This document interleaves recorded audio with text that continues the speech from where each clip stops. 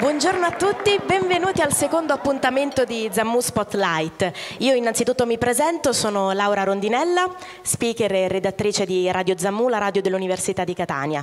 Oggi sono veramente molto contenta di essere qui, perché al nostro fianco abbiamo uno degli scrittori più importanti del nostro tempo. È uno scrittore che potrebbe essere definito veramente in tantissimi modi. Credo che non abbia bisogno di presentazioni, quindi diamo subito il benvenuto a Daniel Pennac.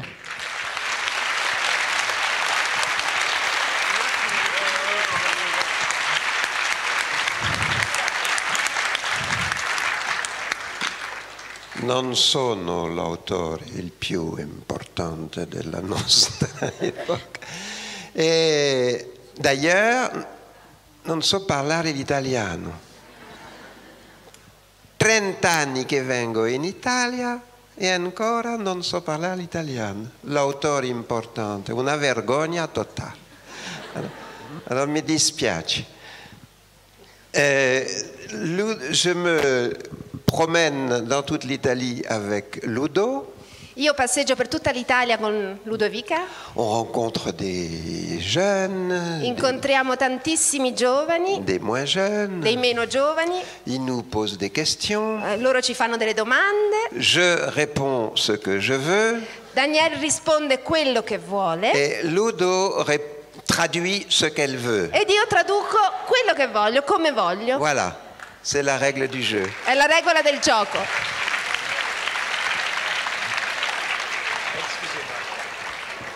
Allora ringraziamo innanzitutto l'Università degli Studi di Catania che ci ha permesso di essere qui oggi.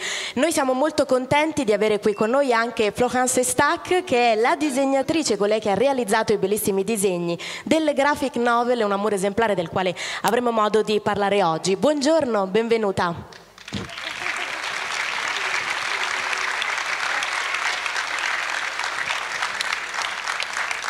Allora, le domande di oggi so che sono tantissime, quindi il tempo stringe, cominciamo subito. Sì, assolutamente, diamo il benvenuto anche a Clara Boer, la regista dello spettacolo. Buongiorno. Lei è argentina, parleremo appunto dello spettacolo fra pochissimo, ma intanto io vorrei assolutamente rivolgermi a Daniel Pennac chiedendogli come sta. È contento di essere qui presente a dialogare con i nostri studenti all'Università di Catania? Il manquerait plus que je sois pas content. Beh, ci mancherebbe pure che non fossi contento. Vous m'accueillez avec... D'abord, vous êtes incroyablement nombreux. Siete tantissimi, numerosissimi. Ensuite, vous êtes incroyablement jeunes. Poi siete incredibilmente giovani. Et vous m'accueillez avec tellement de gentillesse que vraiment... On va passer un bon moment. E la vostra accoglienza è meravigliosa e dunque trascorreremo un bellissimo momento insieme. Et alors donc je réponds absolument à toutes les questions possibles et imaginables. Vous avez le droit de me poser tout ce qui vous passe par la tête. Allora voi potete farmi tutte le domande che volete, qualsiasi domanda. Merci. Allora, mi rivolgo subito a lei. Domani sera al Teatro Massimo Bellini ci sarà lo spettacolo tratto da Un amore esemplare. E che cosa dobbiamo aspettarci? Perché so che racconta una storia d'amore bellissima, però all'interno dello spettacolo ci sono degli elementi che vorrei che fosse lei a spiegare al nostro pubblico. Oui, moi j'ai tendance à trouver que quand on va au théâtre, il faut rien attendre. Io penso che quando si va a teatro bisogna non aspettarsi niente. Il faut venir en se disant qu'on va être surpris. Bisogna venire pensando che saremo sorpresi. Et une fois qu'on est dans la surprise, e una volta che siamo nella sorpresa, c'est toujours quand on va au théâtre une petite bataille entre soi et la surprise. È sempre, quando si va a teatro è sempre una piccola battaglia tra noi stessi e la sorpresa. Quand je vais, moi, au théâtre, quando lui va a teatro, je refuse absolument toute explication préalable. Lui rifiuta qualsiasi spiegazione prima di vedere lo spettacolo. Alors quelquefois j'y vais. Allora ogni tanto ci va. J'ai l'impression de ne rien comprendre.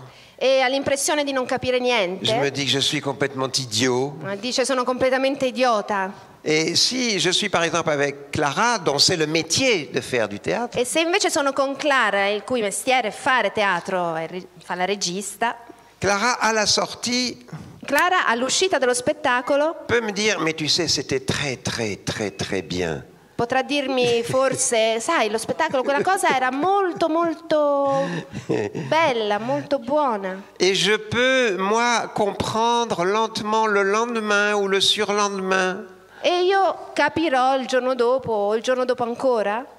Mais n'ayez pas peur parce que ce qu'on va vous présenter ce soir, c'est vraiment simple. Ma non abbiate paura perché quello che vi presenteremo domani sera sarà molto semplice. C'est un souvenir d'enfance. È un ricordo della sua infanzia. Quand j'étais petit, Quando era piccolo, 8 anni, 8 anni, j'ai fait la connaissance des voisins de chez ma grand-mère. ha conosciuto i vicini di casa di sua nonna.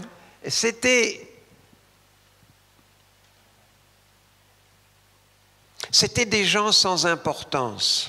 Ed erano delle persone senza importanza.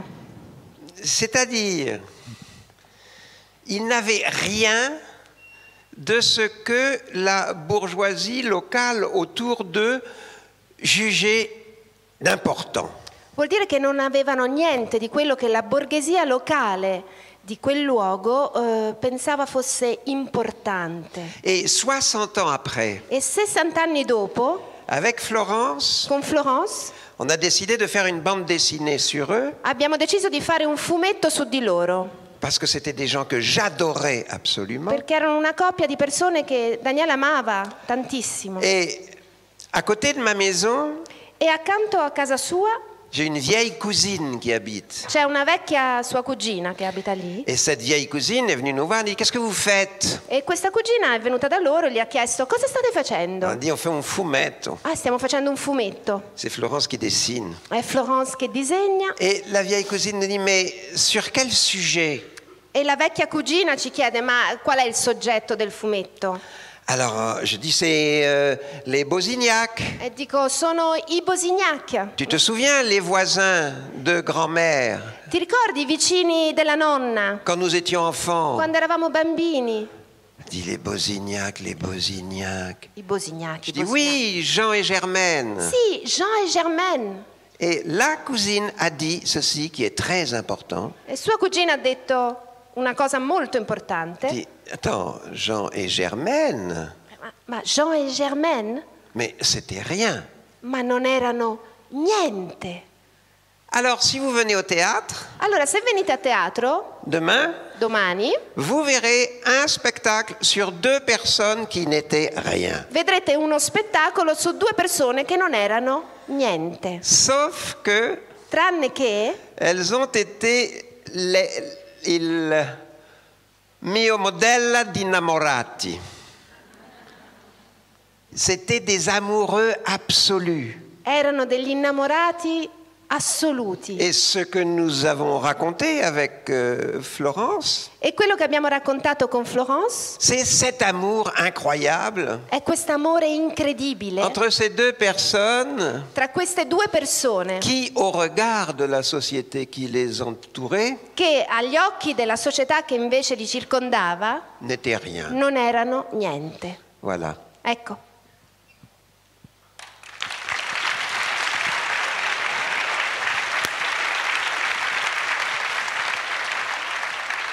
Bene, allora io direi di cominciare subito con le domande dei presenti, perché so che sono davvero tante.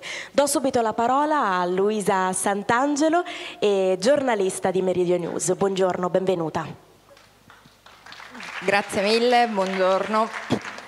La mia domanda è così per cominciare, io volevo sapere del vostro incontro, l'incontro tra lo scrittore e la disegnatrice, no? Nel fumetto, nella graphic novel c'è questo incontro al ristorante, questo pranzo con il personale di sala che si arrabbia molto perché non ordinate e poi tutti che si appassionano a questa storia. Volevo sapere se era soltanto finzione scenica o se è qualcosa che è successo davvero e poi come si è sviluppata la vostra collaborazione. Tout est vrai. È tutto vero. Hein? C'est vrai, oui, oui, oui. Alors,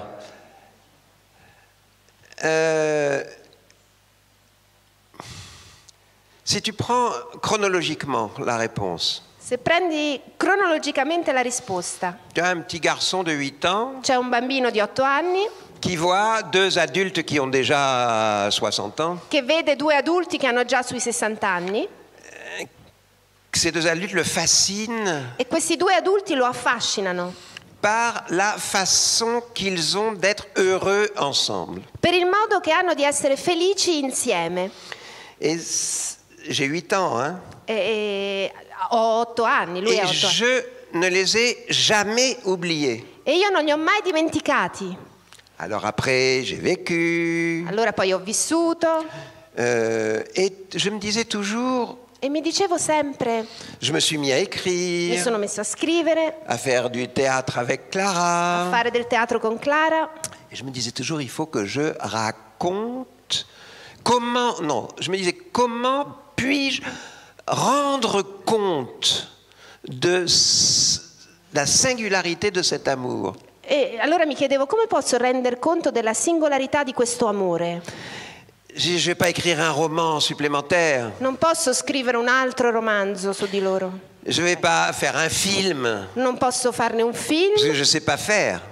perché non so fare. Il faut se transformer en général pour faire un film. Perché non so fare un film, bisogna essere un generale, Il faut rassembler une armée de techniciens, per fare un film c'è tantissima gente che partecipa, de comédiens, ci sono tantissimi attori, tanti tecnici, de financiers, tanti soldi, de juristes. tanti contratti, diciamo. Bon, l'horreur. È un orrore per me fare il cinema, per alors, l'organizzazione. Je ne le savais pas, mais j'avais mon cinéma personnel à côté de moi. Io non lo sapevo, ma io avevo il mio cinema personale accanto a me. Florence, pendant que j'écrivais des romans de mon côté, Mentre io scrivevo i miei romanzi da una parte, Florence écrivait une très grande œuvre de Fumette. Florence stava facendo una grandissima opera di fumetti, tantissimi fumetti, Que j'aimais beaucoup. che Daniele amava moltissimo. Et un jour, et des fumetti duri, assez durs. E dei fumetti duri, Oui, soprattutto per le donne. non pas durs sur les femmes, durs No, pour les sì, femmes. duri per le donne, a servizio delle donne. Et alors un jour, je me dis, mais voilà, j'ai besoin de... il faut dire autre chose. Une des caractéristiques de l'art de Florence, Una delle caratteristiche dell'arte di Florence ce n'est pas la ressemblance physique de détail, non è la somiglianza fisica del dettaglio, c'est la ressemblance absolue des silhouettes. è la somiglianza assoluta delle silhouette, delle forme. Quand je lui ai parlé de Jean et de Germaine, Quando gli parlai di Jean e Germaine, je dis, je voudrais raconter l'histoire de l'amour de ces deux-là, gli ho detto vorrei raccontare la storia d'amore di questi due. qui n'avaient aucun critère esthétique des grands amours. E non avevano nessun criterio estetico dei grandi amori. Ils n'étaient pas beaux, Non erano ils belli, n'étaient pas jeunes, non erano ils giovani, n'étaient pas riches, non erano ricchi, mais c'était mes amoureux exemplaires. ma erano i suoi innamorati esemplari. J'ai montré une photo. Allora ha fatto vedere una foto Je n'avais qu'une photo e aveva solo una foto. où Jean était petit comme ça, Jean era piccolo così, Germaine petite comme ça. Germaine era così, La photo était floue. la foto era sfocata Je montre à Florence. e la faccio vedere a Florence. Alors Florence, elle ne parle pas. Florence non parla, Elle fait. Elle prend ses pinceaux. prende i suoi pennelli. Jean. Questo è Jean. Comme je l'avais connu à 8 ans. Come l'avevo conosciuto io a 8 anni. Mon Jean. Il mio Jean Et ma Germaine. e la mia Germaine. Une résurrection. Una risurrezione Avec un gros nez. con un naso a forma di patata, Parce qu'elle ne fait que des gros nez. perché lei disegna nasi solo a patata. Et là, j'ai obtenu une exception. E lì sono riuscito ad ottenere C'est de un'eccezione, donner à Jean un nez en forme de quarto di parmigiano. è di dare a Jean un naso a forma di quarto di parmigiano. Donc, résurrection Dunque, risurrezione des deux images sur le papier. delle due immagini su carta. Ensuite, Clara Poi Clara lit il fumetto legge il fumetto et dit « Je veux mettre ça au théâtre ». e dice voglio mettere in scena il fumetto. Clara qui vient d'Argentine, Clara che viene dall'Argentina, qui n'a pas connu Jean et che Germaine. non ha conosciuto Jean et Germaine.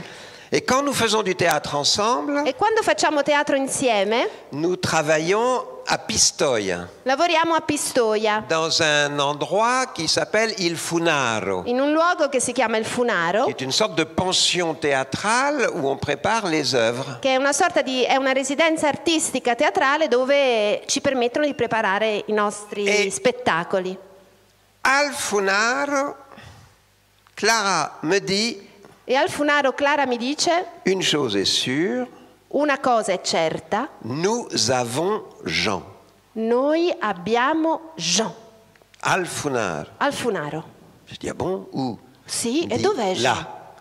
Lì, Jean jeune. Jean da giovane. Et c'est exactement la même silhouette. Ed Exact. è esattamente lui, la stessa silhouette di Jean. Et les choses se passent comme ça. E le cose avvengono così. C'est-à-dire, il y a un souvenir d'enfance C'è un ricordo di infanzia, qui est un souvenir d'une émotion que vous donnent deux che è un personnes. ricordo di un'emozione che ci danno due persone. Ce souvenir cherche une image. Questo ricordo cerca un'immagine. Cette image, Florence la donne. Questa immagine Florence la dà. Et ensuite, il y a l'incarnation de l'image E poi c'è l'incarnazione dell'immagine, qui est Massi. che è Maxi, Et vous verrez, Massimiliano. ceux qui viennent voir le spectacle, c'est absolument stupéfiant. E vedrete, chi viene a vedere lo spettacolo, vedrete, è assolutamente Comme il devient stupefacente. exactement tout de suite le personnage. Perché lui è esattamente subito il personaggio. Et alors ça suit une histoire de l'image dont il faut que vous vous souveniez. E questo fa seguito a una storia dell'immagine e dovete ricordarvene. Vous avez eu la chance, les Italiens, Voi avete avuto una grande fortuna, voi d'avoir italiani, un génie absolu de l'image di avere un genio assoluto qui dell'immagine, était Federico Fellini. che era Federico Fellini. Et regardez comment ça marchait avec Fellini. E guardate come funzionava con Fellini. Fellini rêvait. Fellini sognava. Le matin, quand il se réveillait, Il mattino al risveglio il dessinait ses rêves disegnava i suoi sogni sur un immense livre, livre qui su un était libro immenso, un livre qui était grand comme ça. un libro grande così. Alors Fellini, avec ses stylos billes, ses feutres, Allora Fellini con le sue matite, con i suoi pennarelli, con disait questa notte j'ai rêvé ça, ho sognato questo, ça, ce personnage-là, et on voyait des personnages, questo personaggio e li vedevamo i les personaggi, personnages de Fellini. i personaggi di Fellini. Ensuite, dans la journée, Poi durante la giornata Fellini parlait avec Giulietta, Fellini parlava con Giulietta, la Massina, la Masina, et disait je veux retrouver ces images. e diceva Ces gens qui étaient dans ma tête cette nuit. voglio incarnare queste immagini di queste persone che erano nella mia testa stanotte. Je veux les retrouver. Voglio trovarli. Alors, on faisait un casting Allora facevano un casting de dizaines, de centaines de personnes. di centinaia di persone. Et il y avait dans ce casting une personne, toi, E in ou questo- toi, ou toi, qui ressemblait exactement E in questo casting riusciva a trovare una, due, tre persone che assomigliavano à ce que esattamente Federico avait rêvé a quello che Federico aveva sognato et dessiné. e disegnato. Donc, une image mentale, Dunque un'immagine mentale, une image esthétique, un'immagine estetica, tout d'un coup une représentation réelle, ad un tratto una rappresentazione reale et ensuite Fellini faisait son film. e poi Fellini faceva il suo film. Et moi, petit français de votre âge à l'époque, Ed io, piccolo francese della vostra età all'epoca, j'allais au cinéma, andavo al cinema je voyais Fellini Roma ou à Marcord, Je regardais ça, je disais que c'est merveilleux. E guardava i film di Fellini e diceva, ma è meraviglioso. Merveilleux. Je rentrais chez moi, Tornavo a casa, je me couchais andavo a letto e la notte sognavo des images de Fellini. sognava immagini di Fellini. Et c'est ça le parcours des sensations et des images E questo è il percorso delle sensazioni e delle immagini et de la transmission par l'œuvre e della trasmissione tramite l'opera, qui ensuite va vers vous che poi viene a voi et qui crée autre chose e che crea altro, et qui fait que ceux d'entre vous qui auraient envie de venir, de faire des bandes dessinées, le feront. e magari qualcuno di voi che ha voglia di cominciare a disegnare, a fare dei fumetti, cominceranno a farlo, Ou de faire du o a cinéma, fare ou del cinema, d'écrire, o scrivere, ou rien du tout. o niente, De parler aux gens qu'ils aiment. o parlare con le persone che amano. Oh, j'ai vu un film. Ah, ho visto un film. Le nombre de filles que j'ai emmenées avec moi voir Fellini. Quante ragazze ho portato a vedere Fellini? Ça sert à ça aussi. Anche questo serve, anche a questo serve. Voilà, c'est ça l'évolution Pardon. Questa è l'evoluzione entre l'impression du petit garçon tra la prima impressione del ragazzo piccolino et ce que nous allons jouer demain soir ici. e quello che poi metteremo in scena, che vedrete domani sera qui a Catania.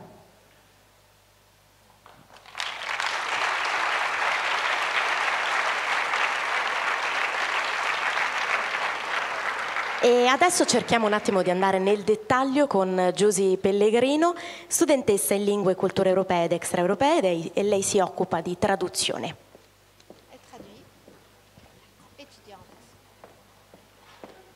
Bonjour messieurs, bonjour à tous. La mia è una curiosità che nasce dall'aver osservato che i suoi testi sono ricchi di parole che trasmettono il sapore, il colore della cultura francese. Ecco, allora io le vorrei chiedere qualcosa a proposito del rapporto che si instaura tra autore e traduttore, tra Daniel Pennac e i suoi traduttori, e perché no anche qualche aneddoto, rispetto al décalage interculturel, cioè la differenza culturale che si esprime linguisticamente. In Italia Yasmina Melaoua è l'intermediaria che tramite la sua penna dà voce ai suoi romanzi. E ho notato che le sue soluzioni traduttive non sono mai scontate, quindi va da soluzioni molto creative. Per esempio la Petite Marchande de Prose diventa la prosivendola, già la musicalità. E a volte, per esempio in Un amour exemplaire, porta avanti delle soluzioni traduttive più fedeli. Per esempio i termini che legano la sua opera al sud della Francia. La pétanque avrebbe potuto tradurla con bocce, però rimane pétanque. Ecco quindi il traduttore, tra la scelta di andare a briglia sciolta o di attenersi a una traduzione letterale, qual è secondo lei la posizione che consiglia? Cosa ne pensa più che altro? E poi sul dictionnaire des mots inexistants, cioè il dizionario delle parole inesistenti. Durante un'intervista ho visto un'intervista, lei parlava di questo dizionario nel quale appunta delle parole che esistono in altre lingue ma che in francese non hanno un equivalente preciso. Ecco, quindi le chiedo se sarà mai pubblicato e magari anche fatta una pièce teatrale, una messa in scena, dato questa apertura che ho mostrato tra i vari generi letterari. La ringrazio.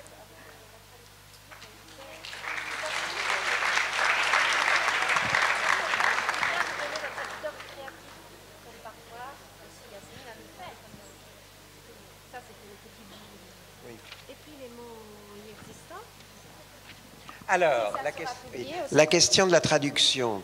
Allora, riguardo la traduzione, Je cherche un mot inexistant que j'ai noté, qui est un mot italien, sto cercando una parola inesistente che ho annotato, qui est un che des derniers de votre dictionnaire, qui commence par Z. è uno degli ultimi del nostro dizionario, che comincia con Z. Aspetta. Zuzzurello. Zuzzurellone. Zuzzurellone.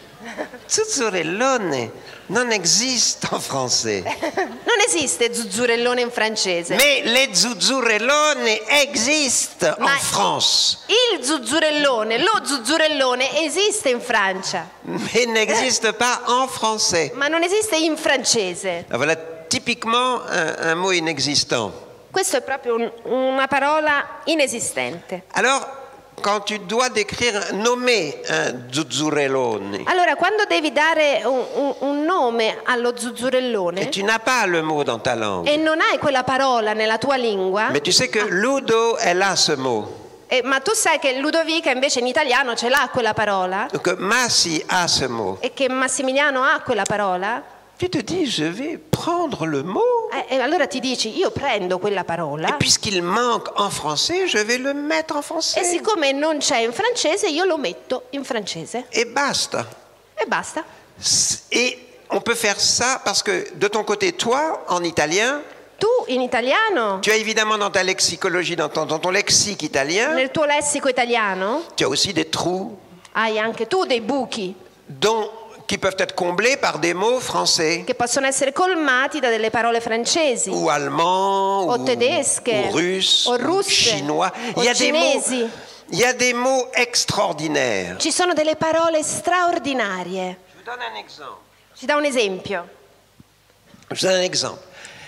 Certains d'entre vous Alcuni tra voi, ont peut-être à un moment donné de votre enfance o forse in un momento dato della vostra infanzia, été le dernier né de votre famille. eravate l'ultimo nato, il più piccolo della vostra famiglia. Et puis un jour, E poi un giorno la mamma è abitata. Vient le petit frère ou la petite sœur. dunque è in arrivo un altro fratellino o sorellina. Alors, officiellement, c'est un grand plaisir. Allora, ufficialmente è un piacere enorme.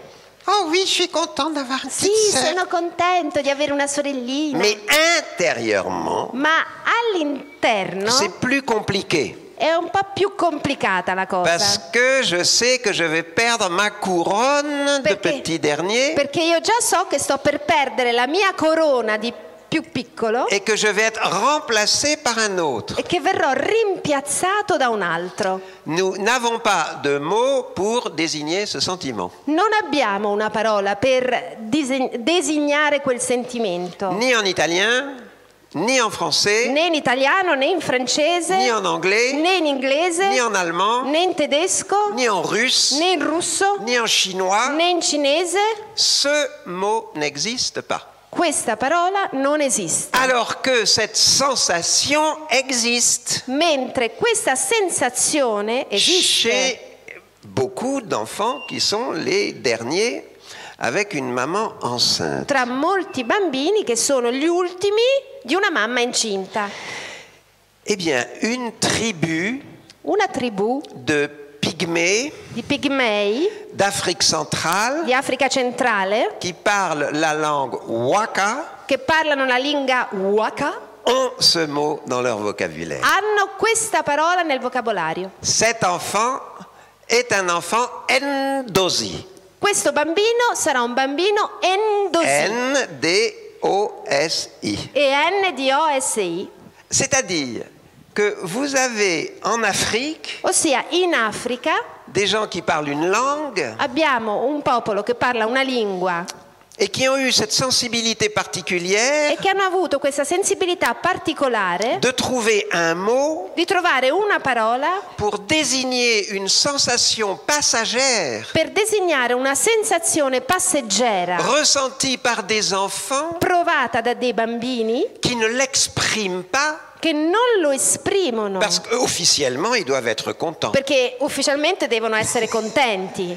Là, et donc vous avez linguistiquement E linguisticamente chez ces pygmées d'Afrique da centrale questi pigmei dell'Africa centrale une espèce d'acmé de sensibilité civilisationnelle incroyable. abbiamo un acme di sensibilità De civilisation, c'est une dice espèce della civiltà l'apogée straordinaria. d'une civilisation de la sensibilité. Sì, il massimo della sensibilizzazione della... Tu sais, je me perds là, je suis fatiguée. Io poi posso tradurre come voglio, no? Non, non, mais c'est clair. È chiaro? C'est clair. Chiaro. C'est- Abbiamo- Oui, c'est un moment de civilisation linguistique, je È un dirais. momento di civiltà linguistica al suo massimo. Voilà un exemple. Alors, quand tu as Yasmine Amelawa comme traductrice, Allora, quando c'è Yasmina Melawa come traduttrice, elle trouve des tas de mots Lei trova tantissime parole. là où le vocabulaire italien officiel Là dove i vocaboli della lingua italiana ufficiale lui manque. Tu parlais de Mi la mancano. prosivendola, par exemple. Bon, traduire la piccola vendadore de prosa, c'est stupide, c'est moche. tradurre c'est la lourd, piccola venditrice di prosa sarebbe stato bruttissimo. Et Yasmina a pensé à la marchande de poissons. Sì, e Yasmina ha pensato alla pescivendola. Ah, pescivenda, prosivendola. E elle a écrit prosivendola. Et prosivendola, la musica de prosivendola est magnifique. È magnifica la musicalità di C'est Prosivendola. pour ça que le titre est beau. C'est parce que vous avez une langue musicale. È per quello che il titolo è bello, perché voi italiani avete una lingua musicale. Si je te dis en français prosivendole, Se io ti dico in francese Prosivendole, ma prosivendola, ma invece Prosivendola c'est très beau. è molto bello.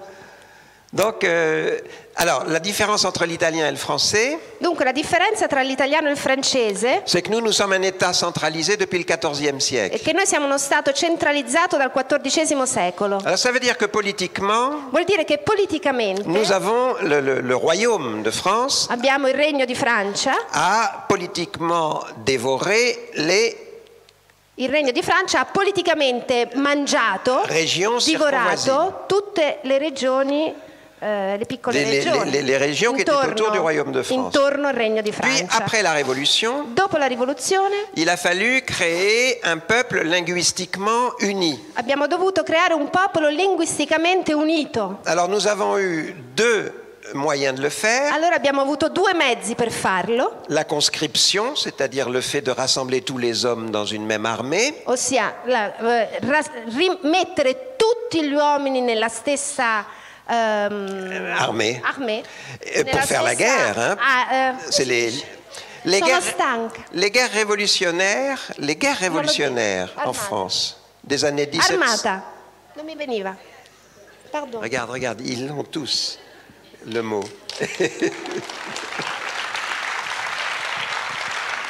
Allora, riunire tutti gli uomini nella stessa armata per mandarli a combattere insieme. Et ces guerres révolutionnaires ont été une occasion de répandre la langue unique, nationale, E officielle. queste guerre sono state l'occasione per spargere una lingua unica dappertutto. Et ensuite, les instituteurs E poi gli istitutori avaient Maestri. comme mission avevano come missione d'empêcher les gens de parler les langues vernaculaires. di impedire alle persone di parlare i dialetti. Moi, j'avais un grand-père, Lui aveva un nonno, non, un grand-oncle, un prozio, qui était instituteur en Corse. che era un insegnante in Corsica. Il interdisait à ses filles de parler corse à la maison. Lui proibiva alle sue figlie di parlare corso in casa. Et en même temps, le même homme E lo stesso uomo contemporaneamente se serait fait couper en deux si sarebbe fatto tagliare in due. plutôt que d'autoriser sa fille à épouser un Français. E invece per non autorizzare di autorizzare sua figlia a sposare un francese, non avrebbe mai voluto. Ça, c'est ça. Bon, mais du coup, le français est une langue générale. Dunque E- il francese diventa una lingua generale. Quand j'étais enfant, on parlait encore le nissart, le provençal en Quando ero Provence. bambino parlavamo ancora il provenzale in Provenza. Aujourd'hui, c'est fini. Oggi non esiste Donc, più. il y a une langue. Dunque c'è una lingua, Alors que vous, en Italie, mentre noi in Italia, comme votre unité nationale s'est faite au XIXe siècle, siccome la nostra unità d'Italia si è fatta al XIX secolo, il vous reste encore beaucoup de langues ci restano ancora tantissimi dialetti, vernaculaires, lingue, dialetti. ce qui permet à votre Carlo Emilio Gadda Quello che permette al nostro Carlo Emilio Gadda, d'écrire il pasticcio brutto di Via Meruna. da Rua Merulana. Di Via Meruna. En France, on ne peut plus écrire un pasticciaccio da Rua Merulana. In Francia non possiamo più scrivere un pasticciaccio. Et quand Yasmina manque de mots, E quando Yasmina non trova le parole, elle peut aller chercher en napolitain, en sicilien, può andarle a cercare in napoletano, in siciliano, un mot que tous les autres Italiens connaissent. una parola che è conosciuta da tutto il resto degli italiani.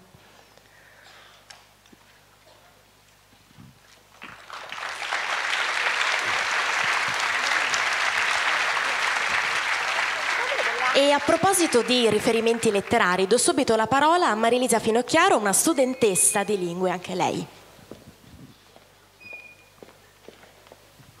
Grazie Laura, buongiorno a Buongiorno. tutti. Allora, io leggendo il fumetto mi sono resa conto di trovare diversi riferimenti letterari.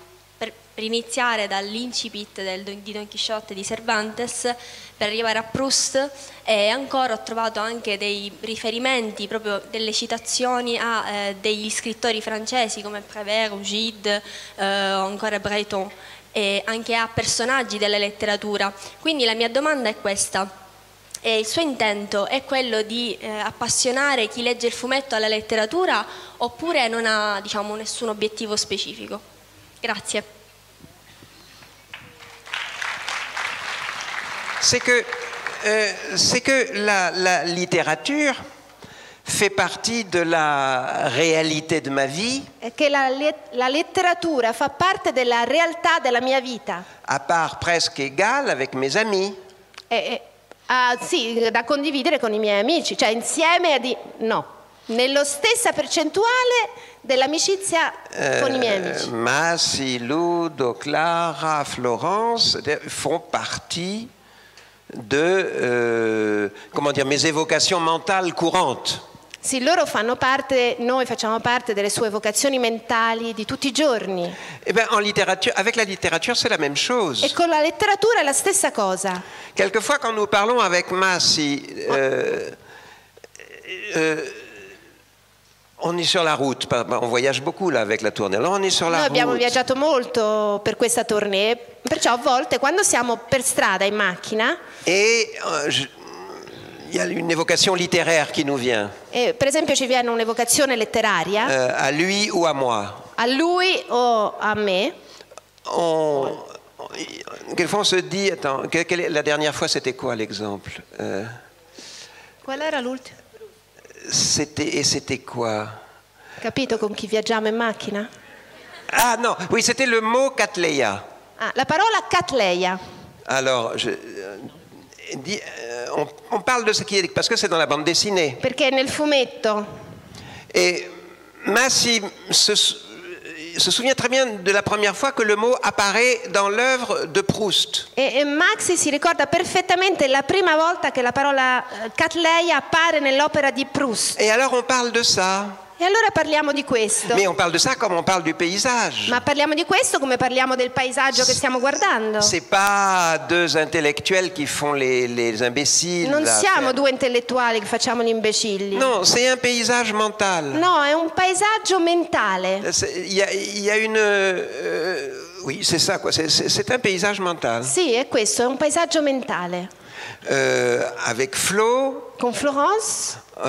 quand on voit des toiles, des tableaux, quando vediamo dei quadri, dei dipinti, j'attends toujours ce qu'elle va dire. Aspetto sempre quello che dirà Flo. Parce qu'elle peut aussi bien voir une couleur dans la nature et dire ah tiens ça regarde on dirait et puis perché magari vede un colore nella natura e dice ah vedi quel colore, quello si direbbe che arrive une vision de peintre. E le arriva una visione di un pittore. Parce que ce sont des équivalences. Sono delle equivalenze. Le réel propose des équivalences au culturel. Il reale propone delle equivalenze al culturale. Si je te regarde pendant que tu me poses cette question, se io ti guardo mentre mi fai questa domanda, ton visage peut tout à fait me faire penser à Botticelli. Botticelli par exemple. Il tuo volto mi può far pensare, se io ti guardo mentre mi fai quella domanda, il tuo volto mi può far pensare a Botticelli. Mais ce ne sont évidemment pas des choses qu'on analyse au moment où elles se passent. Non sono cose che analizziamo nel momento in cui accadono. Ça fait partie de l'ensemble de notre réalité. Fa parte dell'insieme della nostra realtà. Et par bonheur, dans notre réalité, E per fortuna nella nostra realtà, parce que nous sommes italiens, parce que nous sommes français, perché siamo italiani, il francesi, y a Fellini. c'è Fellini, Il y a Botticelli. C'è il y a, Botticelli. Hier, on est allé, Caravaggio. on est allé voir une toile du Caravaggio. A Messina abbiamo visto 2 Caravaggi Et on était comme ça. e eravamo così. Et le Caravaggio ne savait pas qu'il ferait partie de notre réalité. E il Caravaggio non sapeva che avrebbe fatto parte della nostra realtà. Et c'est intéressant parce que ce que nous avons vu, la toile que nous avons vue Ed è du Caravaggio, interessante perché il quadro che abbiamo visto del Caravaggio, il y a des détails ci sono dei dettagli que nous n'oublierons pas. che noi non dimenticheremo mai. On ne sait pas pourquoi, Non sappiamo perché. mais je sais que je me souviendrai toujours de la façon qu'il a de ne pas se peindre. E io so che mi ricorderò sempre del modo che Caravaggio ha di non rappresentarsi, Et en même temps, en se mettant au milieu du tableau. però allo stesso tempo di posizionandosi al centro del Tu quadro. vois, il est là, il est absolument là, Lui è lì presente, del tutto presente, et tu ne le vois presque pas. e non vedi quasi. Et en même temps, tu ne vois que lui. Però allo stesso tempo vedi solo lui. Alors ça, c'est une sensation, un souvenir qui est équivalent Allora questo è un ricordo, una sensazione direi equivalente du point de vue de l'évocation dal punto di vista dell'evocazione à des images beaucoup plus matérielles. a delle immagini molto più materiali Ou des visages, ton visage, o le dei visage de volti, Massy, le visage de Clara. il tuo volto, il volto di Maxi, di Clara. Ça constitue ton être, quoi. Questo costituisce il tuo essere.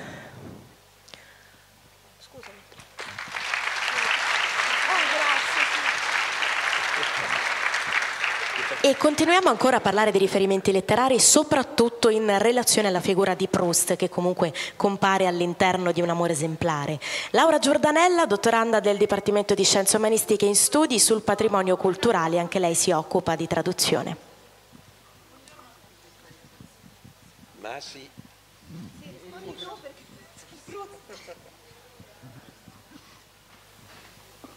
Prova? Ok, grazie gentilissimo. Torno indietro. Allora, da una rapida analisi semantica del testo di Un amour exemplaire sono emersi 3 campi lessicali che magari potrebbero rivelare una chiave di lettura del testo. Ho voluto fare questo esperimento. I campi lessicali che sono emersi sono sicuramente quello dell'amore, relativo tanto alla tenerezza quanto alla sensualità, il campo lessicale del ricordo, poiché Daniel Petit ricordava insomma questa bellissima storia d'amore, e infine il campo lessicale della letteratura. Ho avuto come l'impressione che questi 3 campi lessicali potessero riunirsi attorno ad uno stesso concetto, quello dell'atto di amore. L'atto di amore per qualcuno e quindi relazione, l'atto d'amore per un ricordo e quindi per una parte di se stessi, e atto di amore nei confronti della lettura e della letteratura. Ora, in Un amour exemplaire vi sono dei riferimenti testuali e visivi di Proust, quindi è come se il riferimento intertestuale prendesse vita attraverso una contaminazione di forme espressive diverse. La mia domanda sarebbe: quanto è importante Proust all'interno della narrazione del romanzo, tant'è che diventa un tableau vivant, un personaggio che ha diritto di parola e che si esprime con un linguaggio tutto proprio, come diceva lei prima, faire Cattleya. E poi quanto è importante Proust per lei, autore e lettore allo stesso tempo. La ringrazio.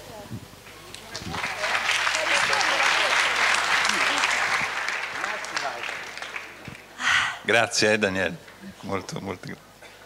Non so, probabilmente è anche quello che diceva prima Daniele sulla questione della memoria del corpo, e tutto quello che viene evocato da Proust attraverso la memoria ritorna, secondo me, nel caso specifico anche dello spettacolo, proprio in questa sorta di modalità di rivivere certe esperienze del passato attraverso il contatto fisico con le persone. Il teatro è un luogo dove è il corpo che è la parte principale. Quindi questa cosa del corpo è fondamentale e per questo molto probabilmente i meccanismi che scattano nella voglia di raccontare di Daniel si amplificano nel teatro, perché uno, appunto, seguendo la scia di Proust, uno può sforzarsi di ricordare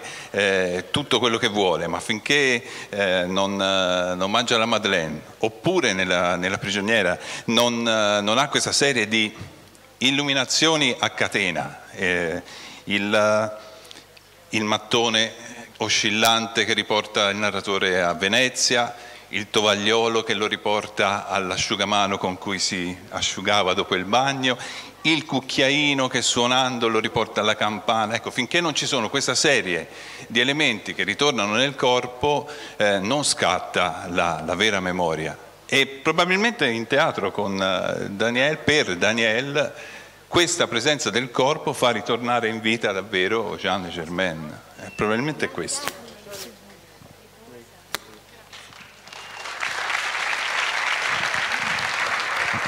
Et puis, avec Jean et Germaine, on se lisait du Proust. E poi con Jean et Germaine si facevano la lettura a voce alta di Proust. Et la semaine dernière avec Massi, on s'est lu du Proust. E la settimana scorsa con Maxi si sono letti Proust. Parce que dans un mois ou deux, je dois faire une lecture publique d'un passage de La prisonnière. Sì, perché tra un mese o due deve fare una lettura in pubblico di Proust e la prigioniera. Alors, j'ai lu le passage à Massi en allora français. Allora ha letto il passaggio a Maxi in francese. J'ai dit, écoute, regarde, il y a 2 fautes de français. E gli ho detto, guarda, ci sono 2 sbagli di francese. Et ça, c'est une chose intéressante. Proust est très souvent fautif grammaticalement. E questa è una cosa interessante perché Proust spesso fa degli errori grammaticali. À cause des phrases très longues. Perché fa frasi lunghissime. À un moment donné, il perd la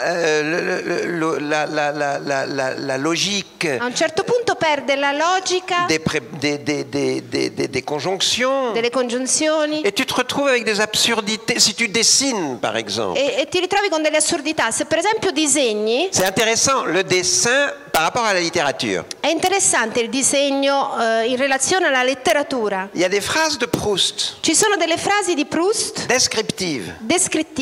Si tu les dessines. Se le disegni. Le résultat est absurde, totalement absurde. Il risultato è totalmente assurdo. Parce qu'il y a à un moment donné une faute de grammaire. Perché a un certo punto c'è un errore grammaticale. Une conjonction dont il n'a pas tenu compte. Una congiunzione di cui non ha tenuto conto. Une subordination qui lui a échappé. Una subordinata che gli è scappata. Parce que elle est 30 mètres avant perché è 30 metri prima nella frase. J'ai montré ça à Massi. E questo l'ho fatto vedere a Maxi. Massi est aussitôt allé chercher la traduction italienne. Allora Massi è andato subito a cercare la traduzione italiana. Et dans la traduction italienne, il n'y a pas la faute. E nella traduzione italiana non c'è l'errore di grammatica. Parce que la traductrice. Perché la traduttrice. Raboni, il traduttore. Ah, Raboni, il traduttore. Raboni s'en est aperçu. Se n'è accorto. Alors il l'a corrigé. Allora l'ha corretta.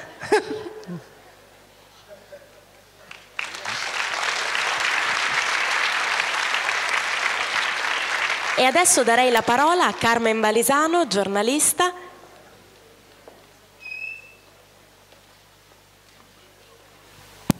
Bonjour, la mia domanda è rivolta un po' a tutti. Il lavoro che voi avete fatto con questo spettacolo è anche, penso, un lavoro di traduzione, perché si tratta di adattare diversi linguaggi che comunque sono vostri specifici. Nel concreto, come avete fatto a tradurre le vostre forme d'arte per portare un unico risultato da portare in scena? Ça, la réponse, c'est Clara. La risposta era da Clara. Parce que c'est elle qui a fait. Bon. Clara, on fait la bande dessinée avec Florence. Allora, facciamo il fumetto con Florence. Mais avec Clara, ça se passe toujours de la même façon. Ma con Clara accade sempre la stessa cosa. Tu écris Diario d'un corpo. Per esempio scrivi Storia di un corpo. Elle le lit. Clara lo legge. Elle dit je veux faire un spectacle avec ça. E dice voglio fare uno spettacolo da questo. Il dit ah bon? Sì, vuoi fare uno spettacolo? Et qu'est-ce que tu vas faire avec ça? Che farai con questo? Ça te regarde pas, je vais faire un spectacle avec ça. Non ti riguarda, io faccio uno spettacolo con questo. Et on n'apprend rien. E non ci dice niente. On lui pose une question, on n'apprend rien. Non sappiamo niente. Et puis un jour, on l'amène au Funaro. Poi un giorno la portiamo al Funaro. Où il y a il palcoscenico. Dove c'è il palcoscenico. Clara arrive. Clara arriva. Et là, ça y est, ça se met en place. C'est comme piano piano si inizia a prendere una forma. C'est comme un peintre qui ne pourrait concevoir ce qu'il va faire que s'il était devant sa toile blanche. È come un pittore che riesce a concepire quello che farà solo davanti alla tela bianca. Avec une espèce d'incapacité à conceptualiser avant. Con una specie di incapacità a concettualizzare prima.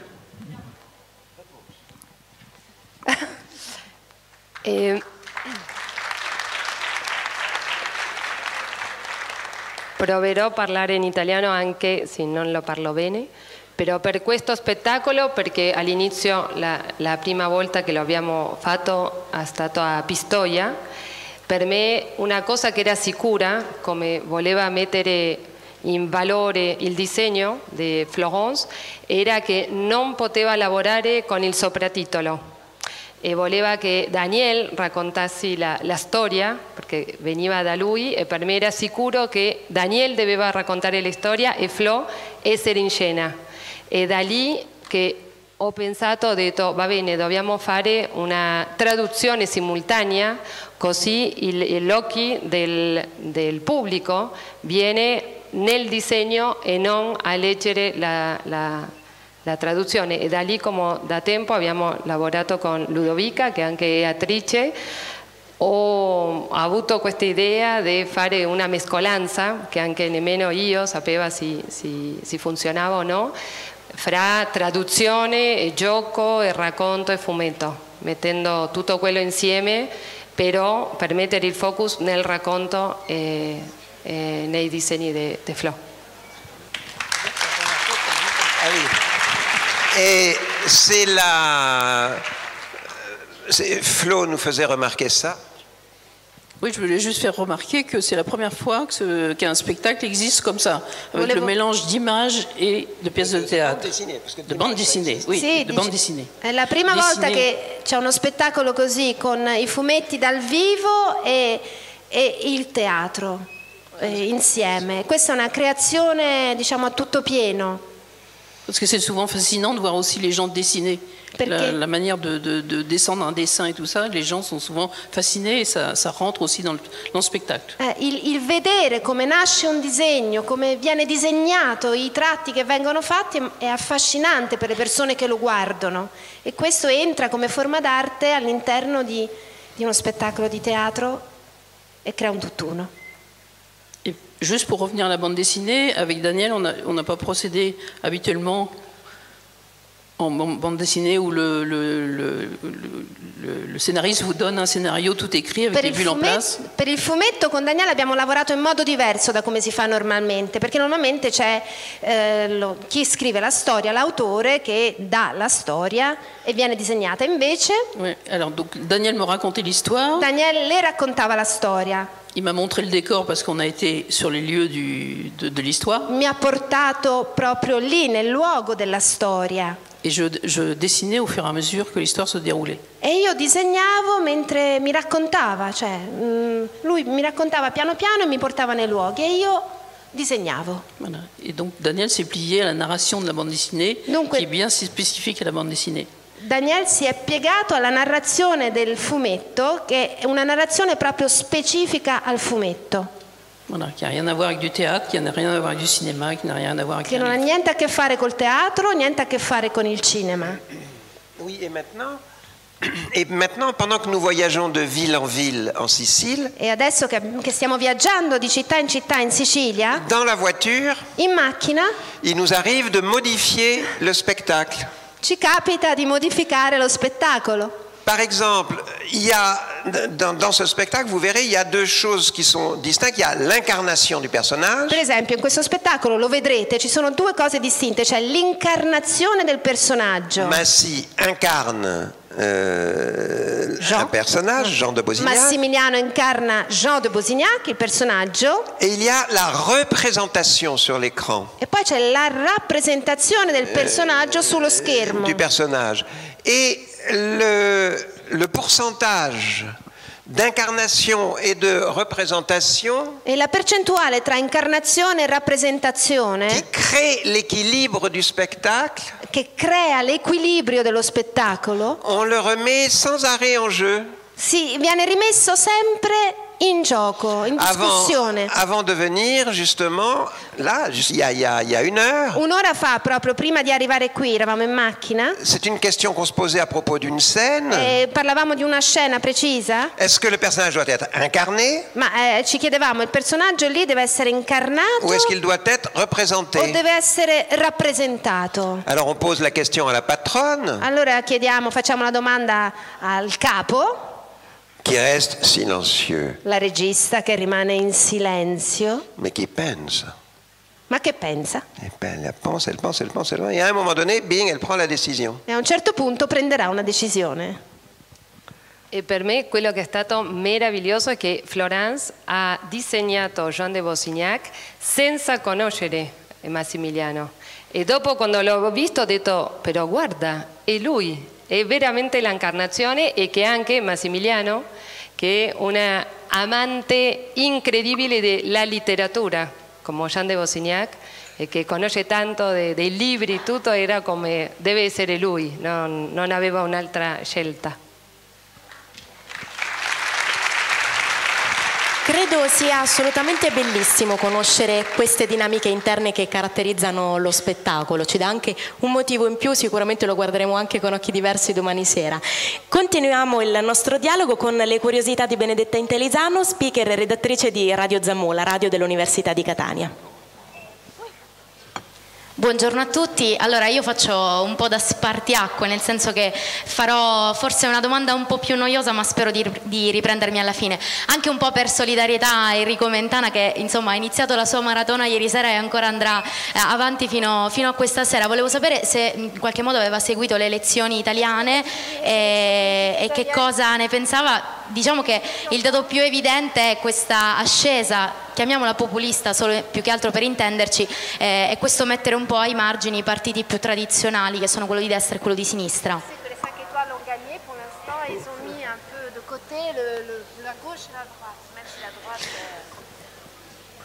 Vous attendez de moi une réponse sensée à cette question? Vi aspettate da me una risposta sensata? Beh, ho fatto questa domanda proprio perché so che comunque lui ha un grande rapporto con l'Italia, segue, cioè non è mai estraneo, diciamo, alle dinamiche politiche in generale, quindi volevo sapere se aveva voglia di dire qualcosa sull'argomento. Non, mais en Italie, pour un Français, vu de l'extérieur, il y a un phénomène extraordinaire. Ma in Italia, per un francese che vede dall'esterno quello che accade in Italia, c'è un qualcosa di straordinario che sta accadendo. Et qui n'a rien à voir avec la politique. Che non ha niente a che fare con la politica. C'est que vous avez avec Berlusconi un personnage immortel. E che con Berlusconi avete un personaggio immortale. Nous, François Mitterrand est mort. Noi, François Mitterrand è morto. De Gaulle est mort. De Gaulle è morto. Vous, Berlusconi. C'est incroyable. È incredibile. Alors je ne sais pas, mais ça a déjà existé. Ma è già capitato una volta? Non, c'est une question importante. No, è una questione importante. Massy et moi, Massimiliano ed io, nous aimons énormément Stevenson. Amiamo moltissimo Stevenson. Et essayez d'imaginer ça politiquement. E cercate di immaginare questo politicamente. Quand Stevenson est né, quando Stevenson è nato, la reine Victoria, la regina Vittoria, régnait déjà depuis 10 ans. Già regnava da 10 anni. Et elle est morte Ed è 20 ans morta, après sa mort. ed è morta 20 anni dopo la sua morte. Autrement dit, Questo vuol dire Louis Balfour Stevenson n'a connu qu'une image politique toute sa vie. ha conosciuto un'unica immagine politica per tutta la sua vita. Ce qui est le cas pour l'instant, quand je vois votre moyenne d'âge, c'est votre cas avec Berlusconi. E questo è il vostro caso con Berlusconi. Vous dites, attends, mais il y a quelque chose d'extraordinaire. C'è una cosa straordinaria. Ce mec est éternel. Questo uomo è eterno. Je vais me le farcir jusqu'à la fin de mes jours. Je vais Mi mourir toccherà avant lui. sopportarlo fino alla fine dei miei giorni. Je vais mourir avant Berlusconi. Oh no, morirò prima di Berlusconi. Che peccato.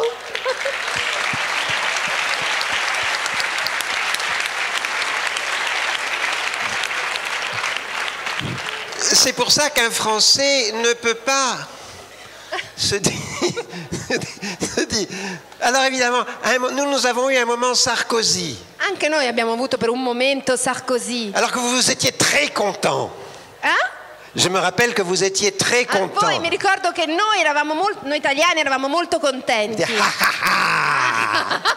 Voilà votre Berlusconi. Eccolo il vostro Berlusconi. Et nous, on s'était tellement moqué de vous. E noi che vi avevamo preso così tanto in giro, On était morts de peur. eravamo morti di paura. Non, mais Sarkozy, c'est un nain à côté de Berlusconi. No, ma Sarkozy è un nano vicino a Berlusconi. Un nain temporel. Un nano temporaneo. Cela dit, pour être plus triste, Per essere più tristi, on constate quand même que le système, je n'aime pas parler de démocratie, mais dis donc, le système électoral non voglio parlare di démocratique democrazia, ma voglio parlare del sistema elettorale democratico. travaille assez régulièrement depuis 15 ans à la mort de la démocratie. Sì, lavora abbastanza regolarmente da almeno 15 anni, lavora per la morte della democrazia. Le système de représentation par lequel nous envoyons au gouvernement les représentants que nous croyons choisir. Il sistema di rappresentazione con il quale noi mandiamo al governo quelle persone che pensiamo di scegliere noi. Ce système fait n'importe quoi. Questo sistema poi alla fine fa Depuis 15 ans, vous prenez di tutto da 15 anni, cioè Vous prenez les États-Unis. prendete per esempio gli Stati Uniti. Il y a 15 ans. 15 anni fa. 10 anni fa, dico. Bon, ils ont élu Batman. 10 anni fa hanno eletto Batman. Et après Batman, e dopo Batman, ils élisent le Joker de Batman. Sì, eleggono il Joker di Batman. Le même système de représentation électorale. Con lo stesso sistema di rappresentazione elettorale. Ils élisent Obama. Eleggono Obama.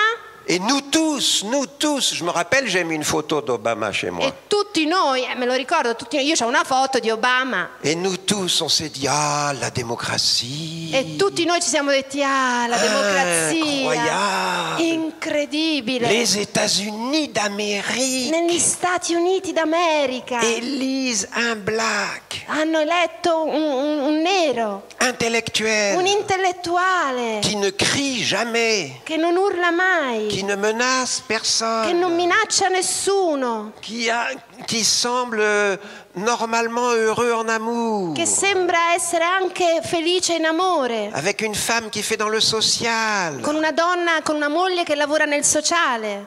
Paradiso. Il paradiso. Immédiatement après Batman. Immediatamente dopo Batman. Le Joker de Batman. Il Joker di Batman. Le même système électoral. Stesso sistema elettorale. Et ça, personnellement, c'est ce qui me fait, moi, très peur. E questo a me fa molta paura.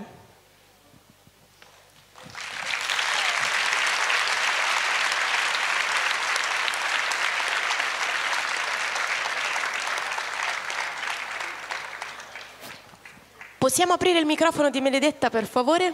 Sì, volevo ringraziarlo insomma per essersi prestato a questo argomento e alleggerire un po' la domanda che ho fatto chiedendo, dato che comunque noi conosciamo un po' il suo rapporto con la scuola quando era un po' più piccolo, sappiamo poi la sua fase insomma da scrittore, però ci manca un piccolo pezzo. Io volevo sapere com'era lui da studente universitario e soprattutto che rapporto aveva con i docenti, dato che sappiamo che ha delle idee molto precise sulla figura dell'insegnante e su come si debba insegnare, ecco.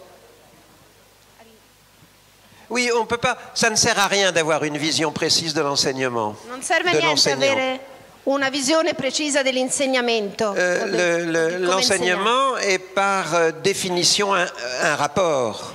L'insegnamento è per definizione un rapporto. Tu as un adulte et un enfant. C'è un adulto e un ragazzo. Ou un adulte et un adolescent. Sì, un adulto, un bambino o un adulto, un adolescente. Ou un adulte et de jeunes étudiants. O un adulto e dei giovani studenti. Qu'on le veuille ou non, l'adulte est adulte. Che lo si voglia o no, l'adulto è adulto. C'est-à-dire qu'il a vécu un certain temps. Ossia che ha vissuto un certo tempo. Qu'il a de ce fait une certaine somme d'expérience. E dunque ha accumulato una certa somma di esperienza. Et on peut espérer que s'il a choisi ce métier. E possiamo sperare che se ha scelto questo mestiere. Bon, c'est pour que les enfants et les adolescents aient une vraie figure d'adulte devant eux. È perché i ragazzi o gli adolescenti abbiano una vera figura di adulto davanti a loro. C'est ce qui me frappe en ce moment le plus. Questo è quello che mi colpisce di più. C'est qu'on ne raisonne plus du tout, nulle part, en termes de maturité. E che non ragioniamo più da nessuna parte in termini di maturità. Et d'innocence. E di innocenza. Et de juvénilité. E di... Come? Juvénilité. Sì, no, perché avevano detto qualcosa. Sì, giovinezza.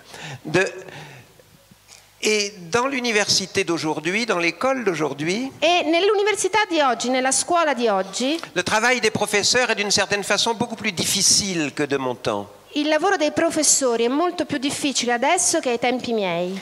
Parce que la société marchande, la société de consommation, perché la società di consumo a fait de vous tous qui êtes jeunes ici, ha fatto di tutti voi che siete giovani qui, et depuis que vous êtes enfants, e da quando siete piccolini, des clients à part entière du système mercantile, de la mercantilisation. Ha fatto di voi dei veri clienti del sistema consumistico. Dans le domaine de l'habillement, nel campo dei vestiti, dell'abbigliamento, vous avez vos vêtements. Avete i vostri vestiti. Dans le domaine de la distraction, anche nel campo della distrazione, vous avez à l'échelle mondiale vos jeux. Avete a scala mondiale i vostri giochini. Dans le domaine de la nutrition, anche nel campo del cibo, vous avez vos aliments. Avete i vostri alimenti. Dans le domaine de la technologie, nel campo della tecnologia, vous êtes né avec le langage binaire. Siete nati nel linguaggio binario. Et donc les machines, les ordinateurs, etc. E dunque i computer, le macchine, tutto. Le seul domaine où vous soyez encore dépendant du monde adulte, il solo campo in cui siete ancora dipendenti dall'adulto, c'est l'habitation. È la casa. Parce que vous habitez chez papa et maman. Sì, la casa, l'abitazione, perché abitiamo da mamma e papà. Bon. Elle dit l'argent, elle dit. Et l'argent, bien que les adultes n'en aient plus beaucoup. Anche i soldi, ma gli adulti non ne hanno più tanti. Et ça, pour un professeur, e questo per un professore, ça rend la situation très compliquée. Rende la situazione molto complicata. Parce que le système marchand vous a donné une pseudo-maturité. Perché il sistema consumistico vi ha dato una pseudo maturità. Maturité, une pseudo-maturité. Vous êtes des clients à part entière. Siete dei clienti a tutto tondo. De ce système. Di questo sistema. Vous êtes des clients à part entière comme vos parents. Siete dei clienti come lo sono i vostri genitori. Et comme vos grands-parents. E come lo sono i vostri nonni. C'est-à-dire que du point de vue de la consommation, vuol dire che dal punto di vista del consumo, la différence générationnelle n'existe plus. La differenza generazionale non esiste più. Alors que du point de vue intellectuel, mentre dal punto di vista intellettuale elle existe encore. esiste ancora. J'en sais plus que vous. Ne so più di voi. Pas parce que je suis plus intelligent, Non perché sono più intelligente, pas parce que j'ai davantage compris de choses que vous, non perché ho capito più cose di voi, mais simplement parce que je suis beaucoup plus longtemps que vous sur cette terre, ma semplicemente perché io sono su questa terra da molto più tempo di voi. et puis que j'ai fait des études, que j'ai enseigné, etc., E etc. poi ho fatto degli studi, ho insegnato.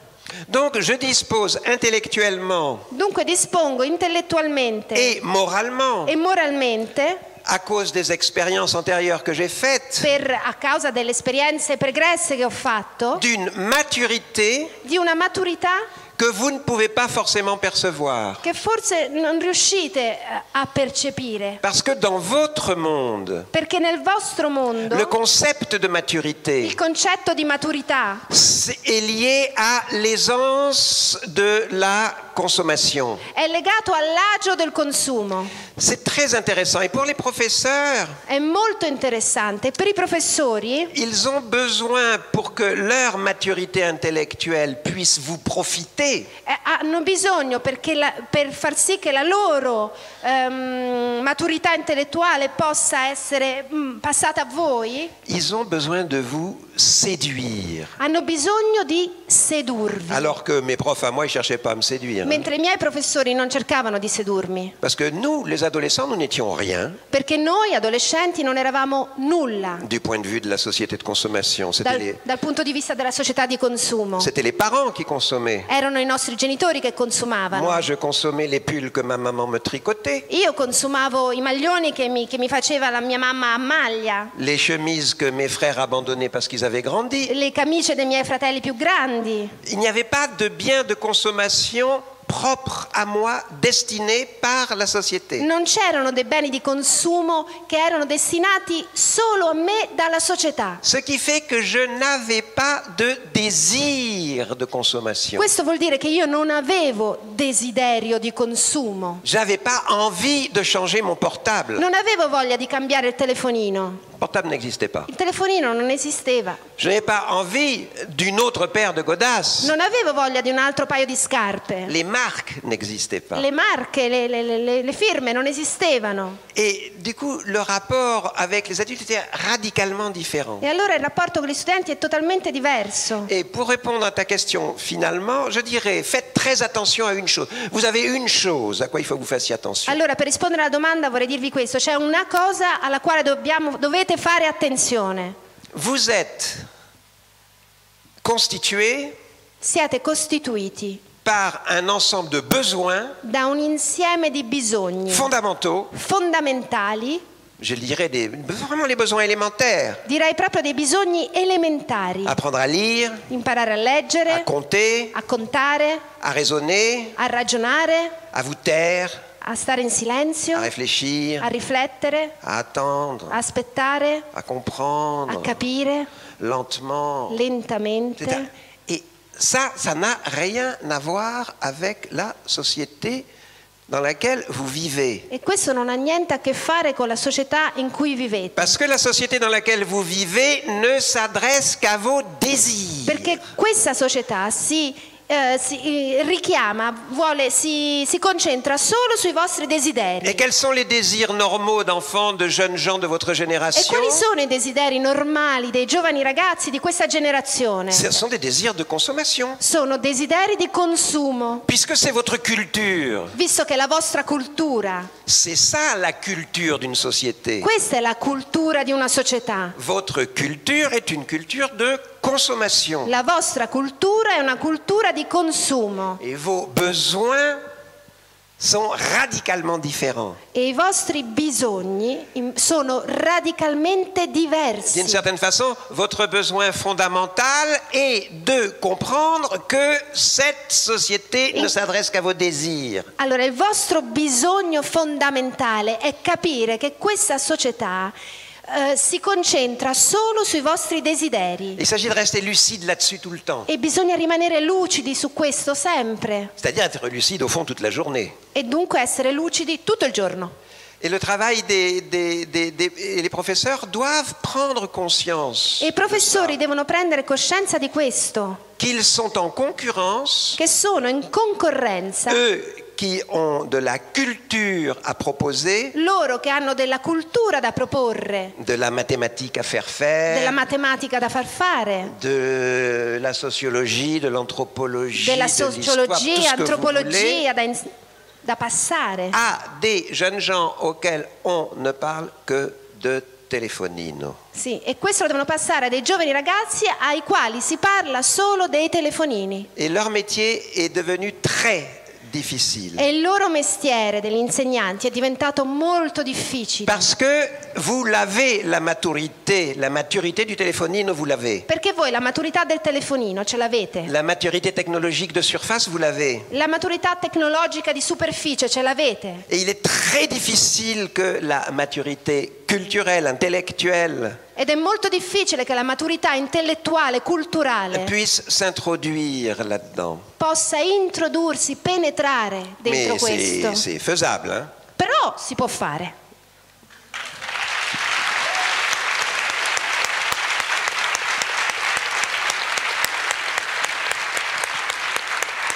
Ecco, visto che si è parlato di studenti, di professori, di scuole e di università, c'è qualcuno dei presenti che vuole fare qualche domanda? Avete un quesito da porre? Perfetto, do subito il microfono. Je suis presque vieux, je n'ai pas jeune. Sono quasi vecchia, dicevo, lui parlava che ha un pubblico giovane davanti. Volevo farle una domanda su uno dei suoi romanzi. Quello che in italiano si intitola come un romanzo, no, Ecco la storia. Ecco la storia, in francese è Le Dictateur. Le Dictateur et le hamac. Oui.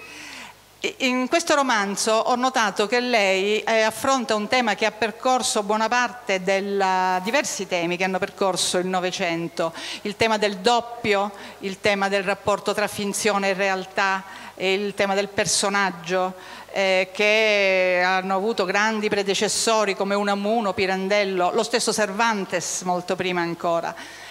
Questo tema lei ritiene che sia ancora attuale nella società di oggi, il tema del doppio, della finzione, del sosia, del personaggio che ha una vita autonoma, insomma, questi temi cari a Pirandello, Unamuno, eccetera.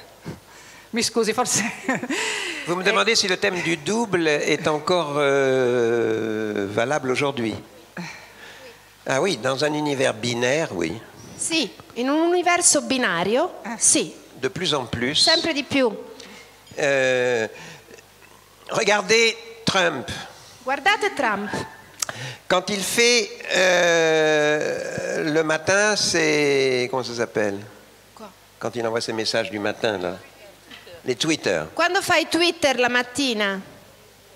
Quand Trump tweet le matin. Quando Trump fa Twitter la mattina. Il utilise un mode d'expression. Utilizza un modo di espressione espressivo. Qui annule la notion même de complexité. Che annulla la nozione stessa di complessità. Qu'est-ce qu'il va recevoir comme réponse? Che cosa riceverà come risposta? Soit oui, oui, oui.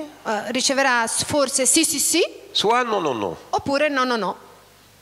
Il y a là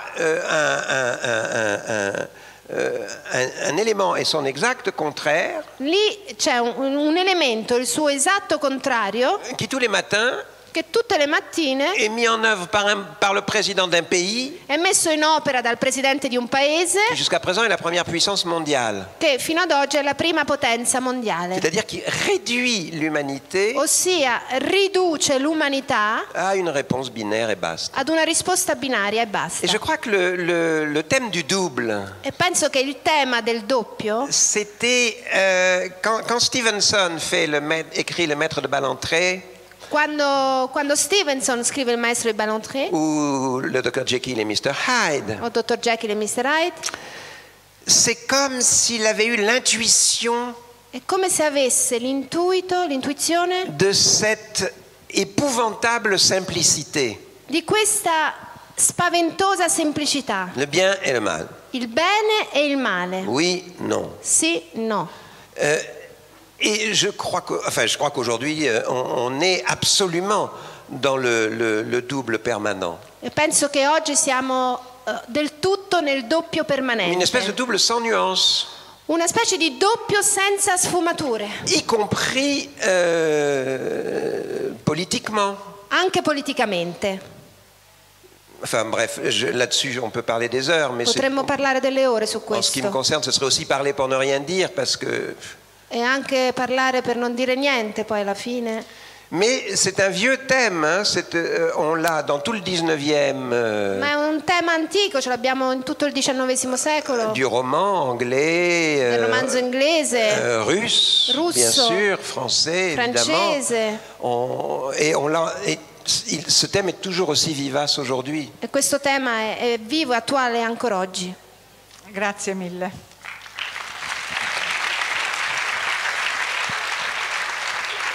No, solo che sarebbe bene 2 domande di più e dopo chiudere perché credo che abbiamo bisogno di una buona pasta. Assolutamente sì, sono d'accordo con voi. Allora, ci sono altre domande? C'è qualcuno che vuole intervenire? Buongiorno, mi chiamo Graziella, sono una studentessa del 4º anno di liceo. Mi chiedevo se lei avesse dei consigli per superare il così chiamato blocco dello scrittore.